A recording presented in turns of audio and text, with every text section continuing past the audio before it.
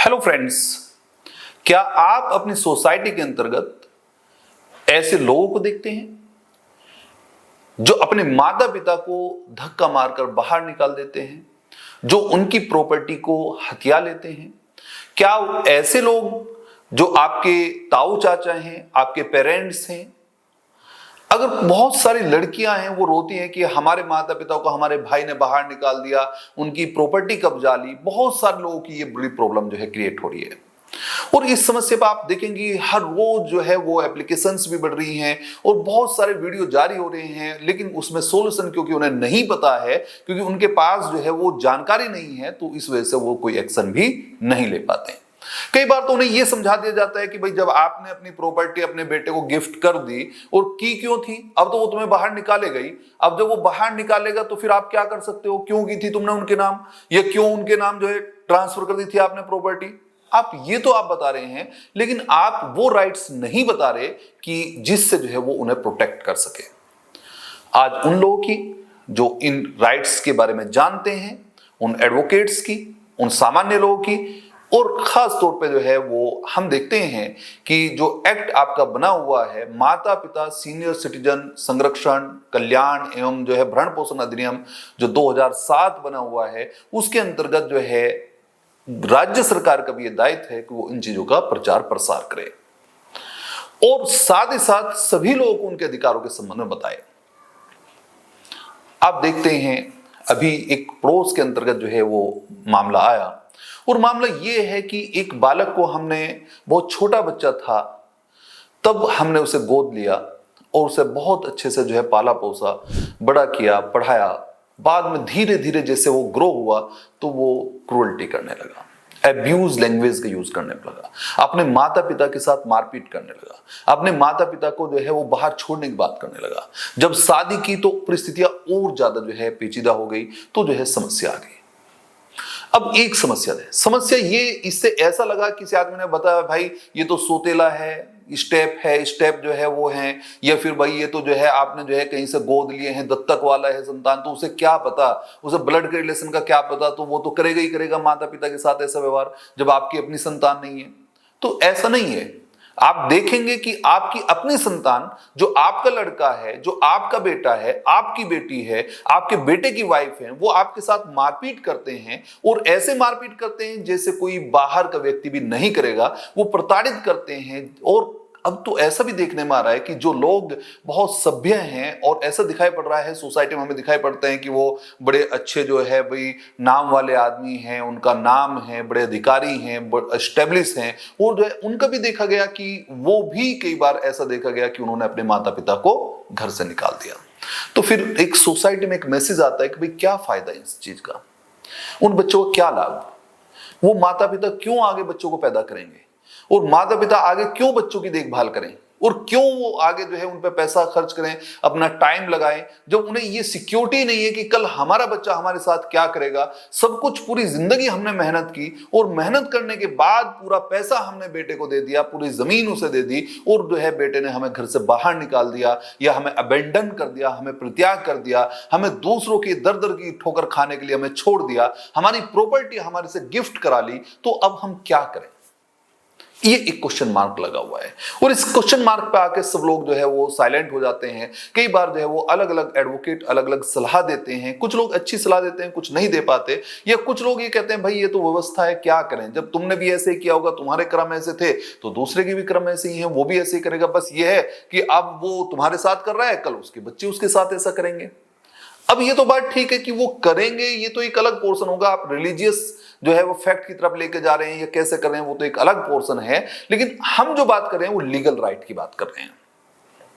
वो माता पिता, वो बुजुर्ग या उनके घर वाले जो परेशान हैं, वो इस वीडियो को देखिए और निश्चित रूप से आपको इसका बेनिफिट मिलेगा। नंबर एक, सबसे पहली बात, अगर आपके बच्चे आपका मेंटेनेंस नहीं कर रहे हैं, अगर वो आपको भरण पोषण नहीं कर रहे हैं और प्रॉपर तरीके से जो है वो मेंटेनेंस नहीं कर रहे हैं, वो आपको खान पीन नहीं कर रहे हैं, तो दो चीजें आपके पास, दो सोर्सेज हैं, दो चैनल हैं, दो ऑप्शन हैं, आप जिसमें चाहे आप जा सकते हैं। नंबर एक, आपके पास आप बीएनएसएस आप देखेंगे जो सीआरपीसी का स्थान पाया है, 2023 में नया अधिनियम बनाया है, इसके अंतर्गत सेक्शन नंबर 144 जो पहले जो सीआरपीसी होती थी उसके अंतर्गत 125 था, अब वो सेक्शन 144 हो गया है। वहां पर आप जुडिशियल मजिस्ट्रेट फर्स्ट क्लास के यहां अपना जो है मेंटेनेंस का एप्लीकेशन जो है फाइल कर सकते हैं और उसमें आप दिखा सकते हैं कि हम माता पिता हैं, हमने बच्चे को पाला पोसा है, अपनी एप्लीकेशन में अपनी प्रॉपर्टी की डिटेल रखेंगे और अपनी उन सारी चीजों को मेंशन करते हुए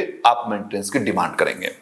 और मजिस्ट्रेट फर्स्ट क्लास आपकी सर्कमस्टांसेस को देखते हुए और ये देखते हुए कि वो व्यक्ति जो आपकी संतान है वो लड़का है या लड़की है, वो विवाहित है या अविवाहित है, इससे मतलब नहीं अगर वो मेजर है और वो आपको मेंटेनेंस नहीं कर रहा है तो मजिस्ट्रेट फर्स्ट क्लास ये देखेंगे क्या वास्तव में वो डिनाई कर रहा है, क्या वो आपका मेंटेनेंस करने से नेग्लेक्ट कर रहा है, और अगर वो नेग्लेक्ट कर रहा है तो वो मेंटेनेंस अकॉर्डिंग टू सर्कमस्टांसेस जैसी आपकी जरूरत होगी, जैसा उसकी व्यवस्था होगी, उसे देखते हुए उन सारी चीजों को मेंटेनेंस का आदेश जारी करेंगे और आप वहां से मेंटेनेंस ले सकते हैं। आप भूखे मरने की आपको जरूरत नहीं है, आप भूखे नहीं मरेंगे। दूसरा पोर्शन अब ये है कि जी अगर हम वहां ना ले तो क्या फिर कहीं और ले सकते हैं? तो हां, फिर आप जो है ट्रिब्यूनल बने हुए हैं, देखिए ट्रिब्यूनल जो है स्पेशल ट्रिब्यूनल बनाए हुए हैं जिसमें एसडीओ जो है वो रहते हैं, वहां पर आप अपनी मेंटेनेंस की एप्लीकेशन लगा सकते हैं। और ये जो है जो आपका माता पिता एवं सीनियर सिटीजन जो है भरण पोषण एवं कल्याण अधिनियम 2007 में यह अधिनियम बनाया गया, तो वहां भी आप मेंटेनेंस के लिए जा सकते हैं और मेंटेनेंस ले सकते हैं। अब दूसरा एक पहला पोर्शन आपका ये हुआ कि अगर आपको लगता है कि घर में तो हम रहते हैं लेकिन हमें मेंटेनेंस नहीं मिलता, हमें कोई जो है खाने पीने के लिए नहीं देता, हमें वो चीजें जरूरत की चीजें नहीं मिल पाती, तो उसका तो इलाज ये है कि आप वहां चले जाइए, वहां से आपको ये चीजें मिलेंगी। या तो आप बीएनएसएस को फॉलो कर लेना, या जो 2007 का अधिनियम विशेष रूप से आप लोगों के लिए बनाया गया है, जो माता पिता है उन्हें प्रोटेक्ट करने के लिए बनाया गया है, जो सीनियर सिटीजन है उन्हें प्रोटेक्ट करने के लिए बनाया गया है, तो उसका आप लाभ लीजिए, उसका फायदा उठाइए, उसमें एप्लीकेशन लगाइए, घर से निकलिए। आप एप्लीकेशन लगाएंगे तो कोर्ट आपको आपके राइट्स दिलाएगा, ऐसा नहीं है कि नहीं, ऐसा नहीं है कि जो है जो जज साहब हैं वो इस चीज को कंसिडर करेंगे। अगर आपके जो है फैक्ट होंगे तो हर एक सोसाइटी में कोई भी आदमी, जज साहब नहीं, हर एक आदमी जो है वो कंसिडर करता है, उसका मन जो है एक तरह से व्यथित होता है कि माता पिता के साथ क्या हो रहा है। अब समस्या नंबर 2 है, समस्या नंबर 2 का क्या सॉल्यूशन है? समस्या नंबर 2 यह है कि मेंटेनेंस तो करते हैं लेकिन हमारे साथ मारपीट करते हैं, हमारे साथ गाली गलौज करते हैं, हमें घर से निकाल देते हैं,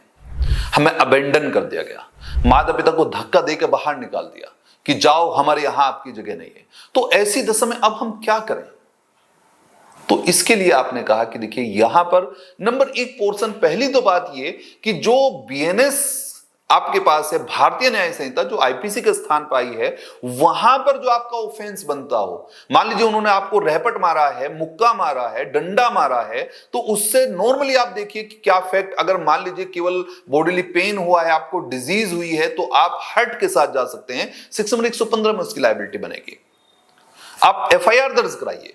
आप एफआईआर दर्ज कराइए या कोर्ट भी सीधे जाकर आप कंप्लेंट कर सकते हैं, ये दोनों बात आपके पास रहेंगी। या फिर ऐसा दिखाई पड़ रहा है कि भाई मेरे साथ जो है वो ग्रीवियस हर्ट हुआ है,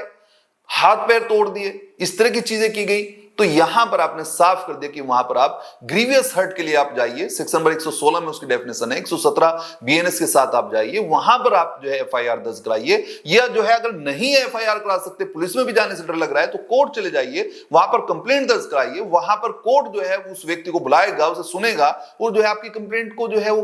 कॉग्निजेंस मिलेगा। आप अपने राइट के बारे में जानिए। जब तक आप राइट के बारे में नहीं जानेंगे, जब तक आप नहीं जाएंगे, तो फिर एक प्रॉब्लम क्रिएट होगी।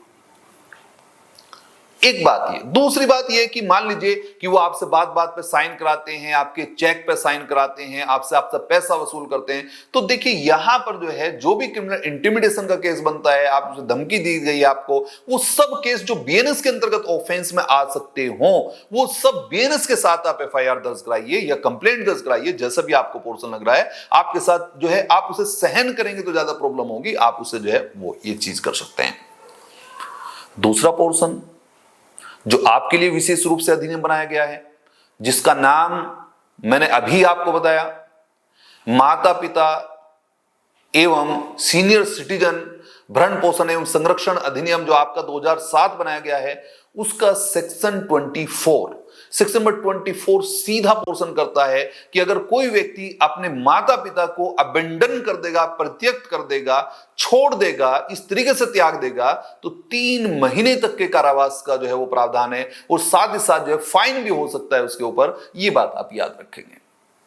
तो इसका मतलब यह है कि आपका ये नहीं कि चलो बीएनएस का तो मामला ऐसा है जी, मैं उसमें जो है कहां से लाएंगे, वकील साहब भी कहेंगे जी ये तो जी सबके साथ मारपीट होती है, आप तो माता पिता हैं। तो माता पिता हैं तो माता पिता वाले एक्ट में चले जाइए। स्पेशल एक्ट आपके लिए बनाया गया है, आपको प्रोटेक्ट करने के लिए बताया गया है। वो जो लड़के हैं, जो लड़कियां हैं, जो उनके घर वाले हैं, जिन्हें ऐसा लगता है, जो ताऊ चाचा हैं, उन्हें ऐसा लगता है कि भाई इस जो है वो हमारे भाई है और उसके बच्चे उसे परेशान कर रहे हैं, तो भाई उन्हें समझाइए, उन राइट्स को बताइए उनके कि भाई ये राइट है, आप क्यों जो है वो प्रताड़ित हो रहे हैं, क्यों ऐसा कर रहे हैं।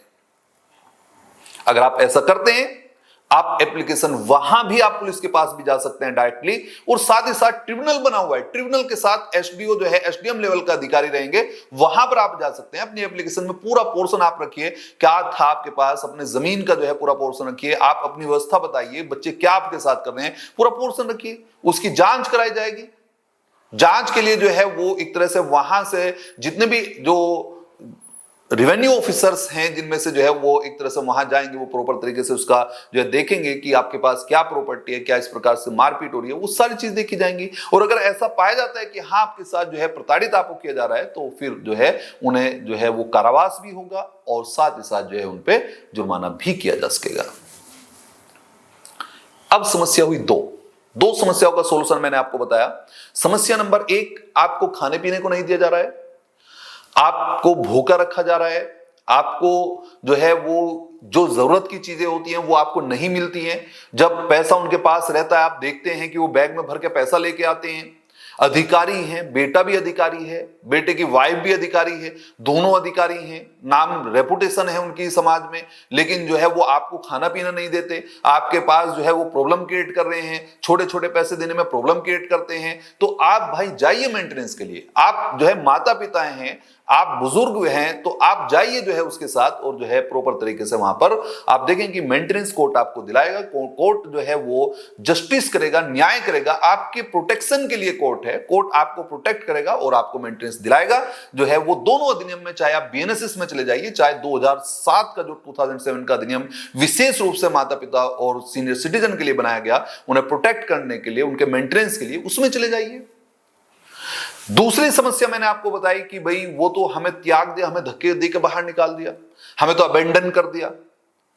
तब ऐसे में क्या करें? तो मैंने आपको बताया कि देखिए, एक तो तरीका यह है कि सेक्शन नंबर 24 जो आपका जो विशेष रूप से आपके लिए अधिनियम बनाया गया है 2007 में, जो पेरेंट्स के, सीनियर सिटीजन के वेलफेयर के लिए, प्रोटेक्शन के लिए, उनके मेंटेनेंस के लिए बनाया गया है, उस अधिनियम के सेक्शन नंबर जो है 24 के अनुसार वो 3 महीने तक के कारावास से दंडित होंगे आपके बच्चे, अगर आपके साथ ऐसा कर रहे हैं, जो एक तरह से दायित्वाधीन है आपका मेंटेनेंस करने के लिए, और वो आपको अबेंडन कर रहे हैं, आपको त्याग कर रहे हैं, आपको बाहर निकालते हैं, आपको धक्के देकर बाहर निकालते हैं, तो वो वहां पर जो है कारावास और फाइन दोनों से दंडित होंगे। और अगर आपको लग रहा है कि ये नॉर्मल जो है वो बहुत कम सजा है, हमें इनकी सजा बढ़वानी है, जो है आपको लग रहा है ये तो कुछ भी नहीं हुआ जी 3 महीने, तो फिर जाइए बीएनएस के साथ। बीएनएस में भी कोई आपको मना नहीं करेगा। अगर कोई जो है बालक जो है माता पिता के साथ मारपीट कर रहा है, वो हर्ट कर रहा है, तो चले जाइए आप जो है 115 में आप एफआईआर दर्ज कराइए। जो आप देखेंगे बीएनएस के अंतर्गत जो एक उपहति हर्ट के साथ जो अगर आपको हर्ट किया गया है, 1 साल तक की सजा का प्रावधान आपको मिलेगा।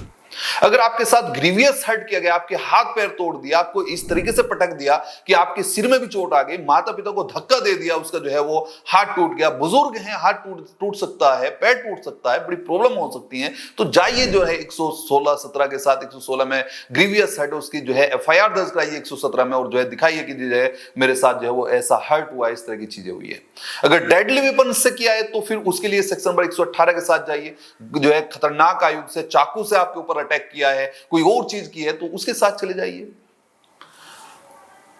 अगर आप अपने अधिकारों के लिए जागरूक होंगे, आप अपने अधिकारों के संबंध में जानेंगे, तो फिर जो है ये प्रॉब्लम नहीं होगी। एक व्यक्ति, अगर एक पेरेंट्स जागेंगे तो बराबर वाले अपने आप जाग जाएंगे, फिर जो है वो बच्चों की भी उतनी हिम्मत नहीं होगी और बच्चों को जो है नॉर्मली चीजें जो है वो उनके पास रहेंगी। और उन्हें जेल भी जाना पड़ेगा अगर वो आपके साथ क्रूरल्टी करते हैं, अगर वो आपके साथ मारपीट करते हैं, आपको अबेंडन करते हैं, आपको घर से निकालते हैं।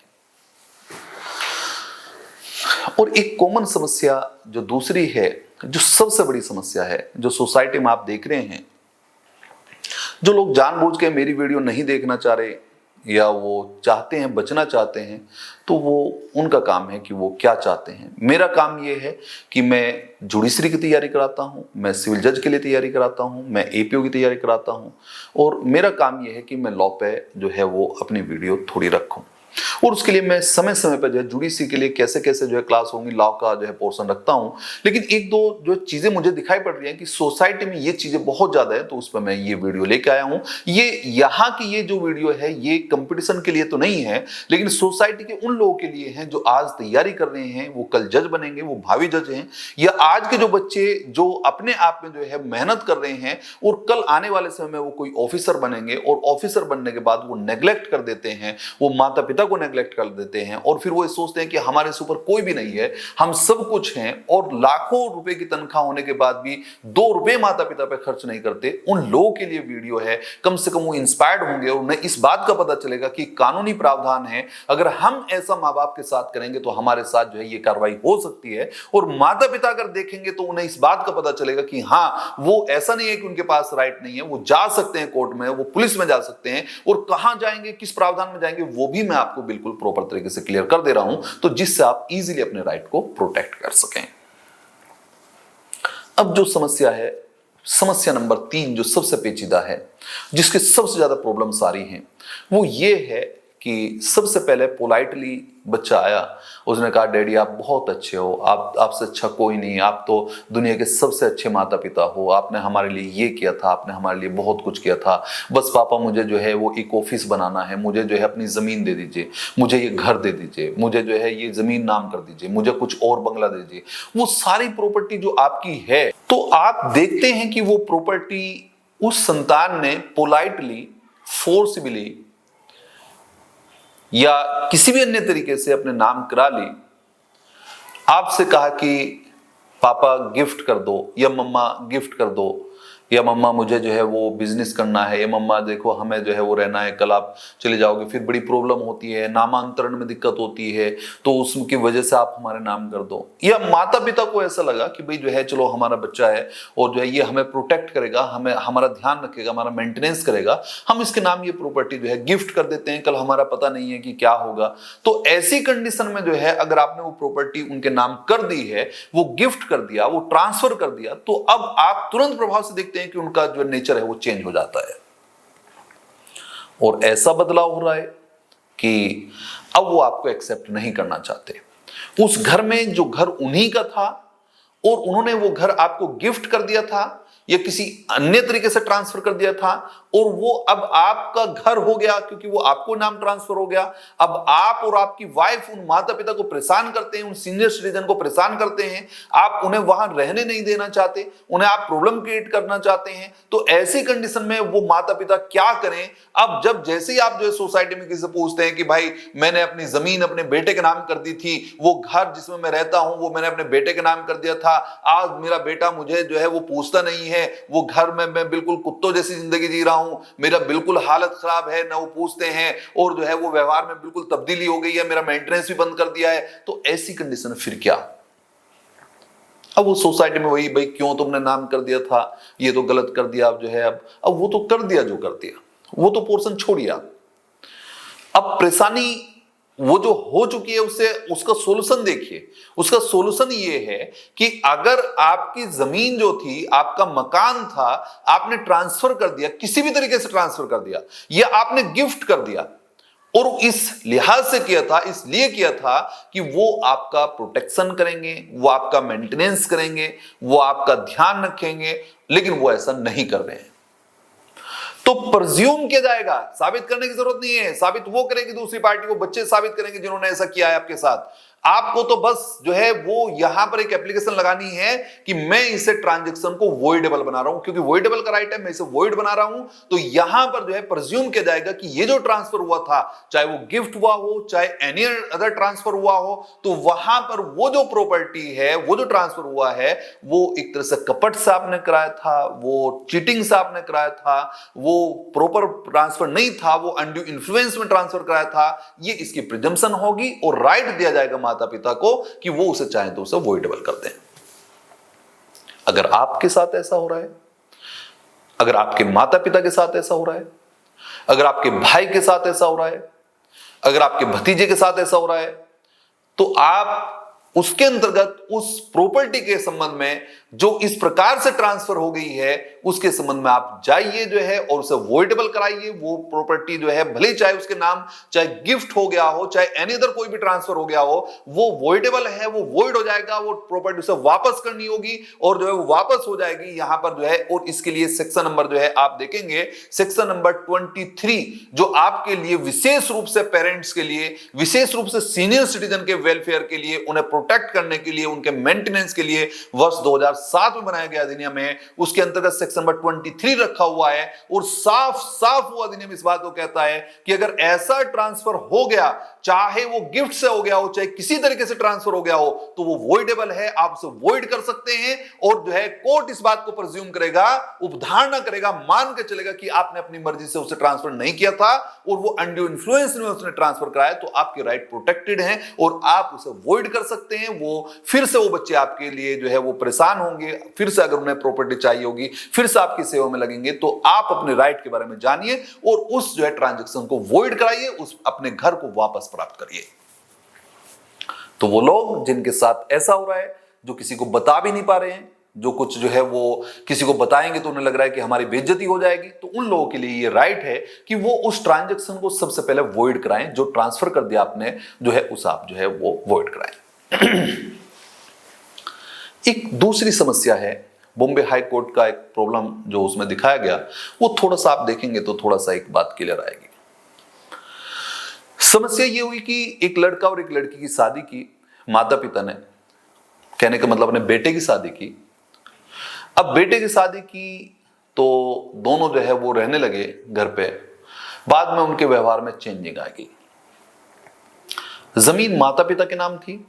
घर माता पिता के नाम था, अभी बेटे के नाम नहीं था, यह बेटे की वाइफ के नाम भी अभी नहीं किया गया था। तो ऐसी कंडीशन में जब वो नहीं किया गया नाम, तो वहां पर एक समस्या ये आई कि कल आने वाले समय में बेटे में और जो उसकी वाइफ थी उसमें भी थोड़ा डिस्प्यूट हो गया और वाइफ जो है वो उस मकान पे पोजीशन में आ गई और वो घर को नहीं छोड़ना चाह रही है। पेरेंट्स जो माता पिता हैं वो कोर्ट गए, ट्रिब्यूनल गए और वहां से उन्होंने कहा कि भाई जो है वो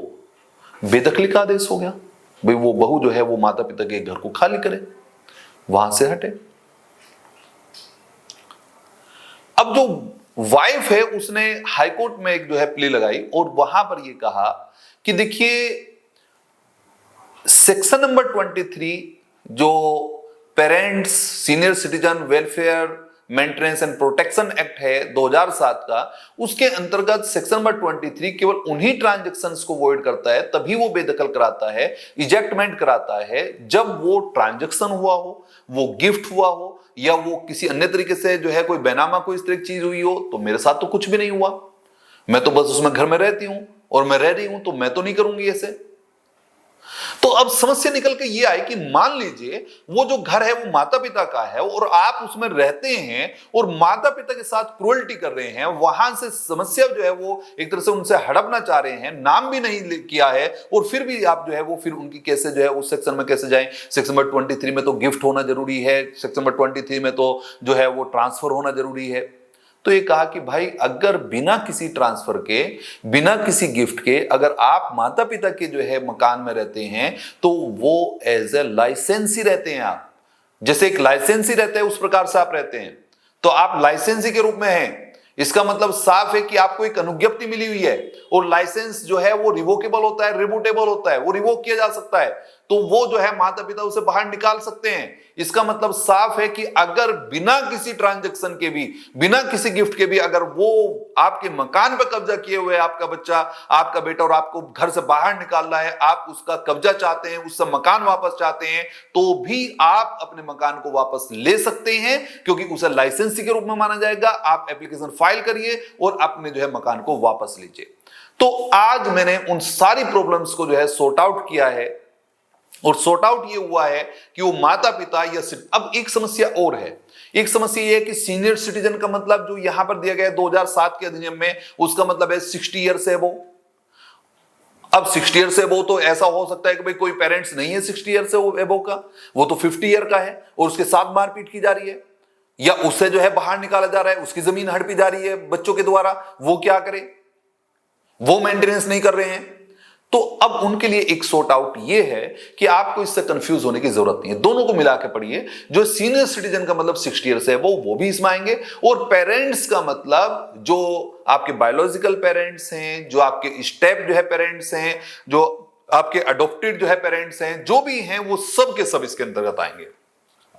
इसका मतलब उनकी कोई भी एज हो, अगर आपके माता पिता हैं, नेचुरल गार्जियन हैं, नेचुरली जो है वो आपके माता पिता हैं, और चाहे वो नहीं भी हैं जो है एक्चुअल, तो भी जो है वो इसके अंतर्गत यहां पर यह अधिनियम उन्हें प्रोटेक्ट करेगा। और प्रोटेक्शन ये होगा कि देखिए, आप चाहे वो किसी भी एज के माता पिता हैं, अगर आपकी जमीन को जो है वो, अब दो चीजें हुई, अगर हड़प लिया गया है, अगर वो बेनामा करा लिया गया है, अगर गिफ्ट करा लिया है, तो सेक्शन नंबर 23 के अंतर्गत उसे वॉइडेबल करिए। और अगर बिना किसी बेनामा के आपके मकान पर कब्जा कर लिया गया है, तो वो एज ए लाइसेंसी माना जाएगा। आप कोर्ट जाइए, उससे वापस लीजिए। अगर आपको मेंटेनेंस नहीं कर रहा है तो जाइए ट्रिब्यूनल में, जो है अधिकरण में जाइए, या फिर कोर्ट में जाइए, जो है चाहे आप बीएनएसएस में चले जाइए, चाहे सदनी में चले जाइए, वहां से मेंटेनेंस की डिमांड करिए। और अगर जो है वो आपके साथ मारपीट कर रहे हैं, तो सेक्शन नंबर 24 जो 2007 का नियम है उसे फॉलो करिए, या फिर जो है बीएनएस के जो सेक्शन है 1 जो है वो 15 है, 117 है, 118 है जो है, या और ज्यादा जो है अगर वो मार देते हैं तो फिर जो है वो दूसरे सेक्शंस जो है स्टार्ट हो जाएंगे, उन्हें आप फॉलो करिए। तो जहां तक मुझे लग रहा है कि जहां तक राइट इन्फ्रिंज हो रहे हैं, वहां तक मैंने वीडियो आपके लिए बना दी है, और वहां तक जो है वो मुझे उम्मीद है कि सभी लोगों को जिनके साथ ऐसी प्रॉब्लम्स आ रही हैं वो सब उन्हें समझ आएगा। और अगर किसी को ऐसी प्रॉब्लम आ रही है, कोई ज्यादा दिक्कत है, तो आप मैसेज छोड़िए, मैं उस पर वीडियो बनाऊंगा, उसके जो कानूनी आपके अधिकार हैं उनके संबंध में मैं जागरूक करूंगा। और इसी प्रकार की वीडियो को देखने के लिए हमारे साथ बने रहिए। मैं हूं डॉक्टर सरफराज और हमारे चैनल का नाम है fast mind law academy. Thank you.